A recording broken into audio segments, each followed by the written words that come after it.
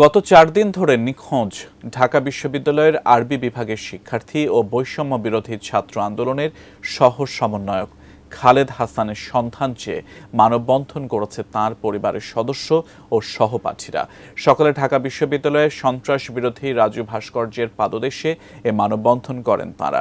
খালেদ হাসানের সহপাঠীরা দাবি করেন, আন্দোলনে সক্রিয় থাকায় নানা হুমকির মধ্যে ছিলেন খালেদ। গত ২০ ডিসেম্বর বিকেলে খালেদকে সর্বশেষ দেখা যায় বলে জানান তাঁরা। এ সময় ৪ দিনেও খালেদের সন্ধান না পেয়ে শঙ্কা প্রকাশ করেন তাঁরা। পরে খালেদের সহপাঠীদের আরেকটি অংশ তাঁর সন্ধান ও আন্দোলনকারী শিক্ষার্থীদের নিরাপত্তা চেয়ে বিশ্ববিদ্যালয়ের উপাচার্যের কাছে স্মারকলিপি জমা দেন। সেখানে নিখোঁজ খালেদ হাসানের বাবা তাঁর ছেলেকে দ্রুত উদ্ধারের আকুতি জানান। তারিখ থেকে সে নিখোঁজ, তাকে খোঁজার মতো আমরা কোনো চেষ্টাই দেখছি না, না সরকারের না বিশ্ববিদ্যালয় কর্তৃপক্ষের।